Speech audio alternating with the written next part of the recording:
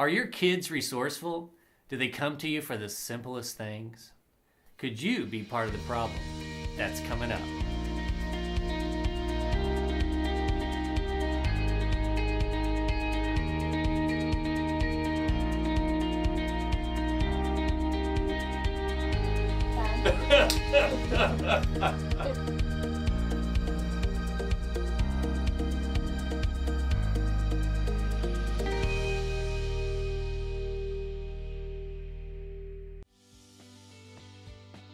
Hi, I'm Chad Bullock, the founder of Future-Proof Kids and the Ready, Aim, Parent podcast, where we help you teach kids the skills that really matter in business and life.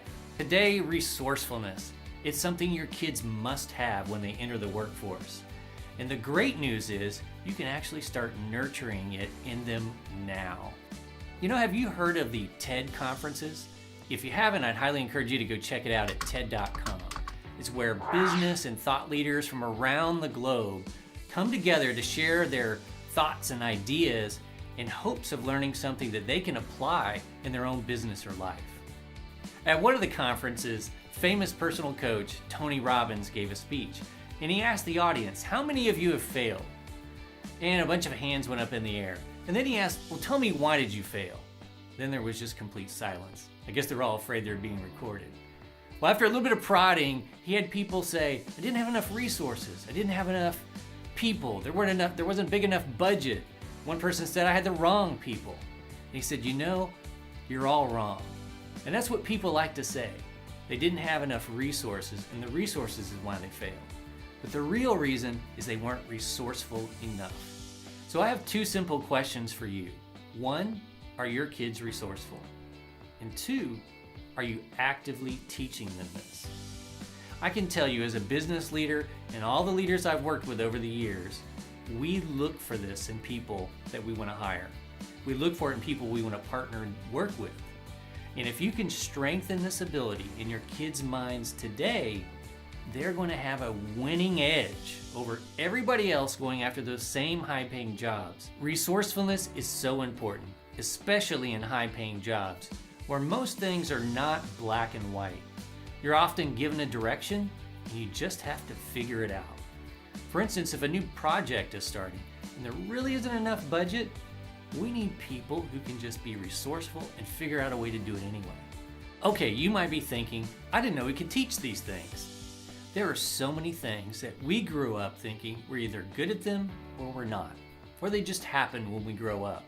But the reality is, we can strengthen any ability or skill if we focus on it. If we make a plan and we put that plan in place and go after it. And unfortunately for us as parents, we often miss opportunities all around us to teach our kids skills like resourcefulness. Because what happens? We get into parent mode. If something isn't working right, we just go about trying to figure it out. Or if you're dad like me, you get into fix-it mode, So what we do, dads, we gotta fix it. I remember earlier this year, my 8-year-old son's Cub Scout pack was having a Pinewood Derby race. Now, if you're not familiar with that, that's where boys take a block of wood and they carve it into a race car, and then they throw some wheels on the sides of it and then race it on a downhill track against each other. It's a lot of fun. Well, it came down to the day of the race, and we were waiting on Parker to finish up his final design on the car. And then we needed to weigh it, because we wanted it to weigh as much as possible so he had a best chance of winning. Now, we didn't have a scale, so we hopped in the car and went to the post office. But when we walked in, on the screen of the scale, it said, down for routine maintenance. And I heard my son go, oh no. And I was thinking the exact same thing, because it was Sunday morning and nothing is open on Sunday morning. So I almost went into Daddy Fix-It mode, but I caught myself. And I said, okay, Parker, let's figure this out together. Where can we go weigh your car, find another scale, or where can we go buy one? And I started thinking about, well, maybe Home Depot. And then he blurts out, well, what about Office Depot? I remember seeing those for sale there. And then a split second later, he said, why don't we just go to another post office? And in 5 minutes, we were at another post office and we were able to weigh his car. While we didn't win the race that day, I feel like we had something even better, because he learned that he could figure things out and be resourceful, as well as or even better than his own dad. And that is going to take him a long way in life. So my challenge to all of you this week is to include your kids. You want them to exercise that resourcefulness thinking muscle and strengthen it, just like you would when you're exercising any other part of the body. And that starts with us making sure we don't go into parent fix-it mode too fast and giving our own kids a chance to be resourceful. Here's a few ideas for you. Let's say you're cooking dinner this week and you're missing an ingredient and you have to use a substitute. Well, bring your kids in the kitchen and talk about what you're doing. Or maybe you didn't have time to go by the grocery store and get some more groceries.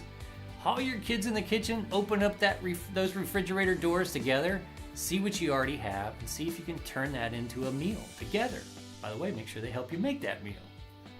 You know, if you just want to give your kids a project, pile a whole bunch of things on the kitchen table, like plastic bottles and popsicle sticks and strings and rubber bands, and tell them to make something useful out of it.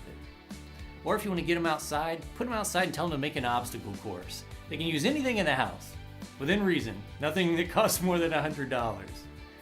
And finally, I just want to say, if you're watching this, I know you're a parent who cares, and your kids look up to you, and they would love to hear a story of how you've been resourceful. All right, let's help each other out as parents now. In the comments below, why don't you write how you're going to teach your kids resourcefulness? Or if you have other new ideas, put those in there for other parents too. And if you do these things, you will be raising a future-proof kid.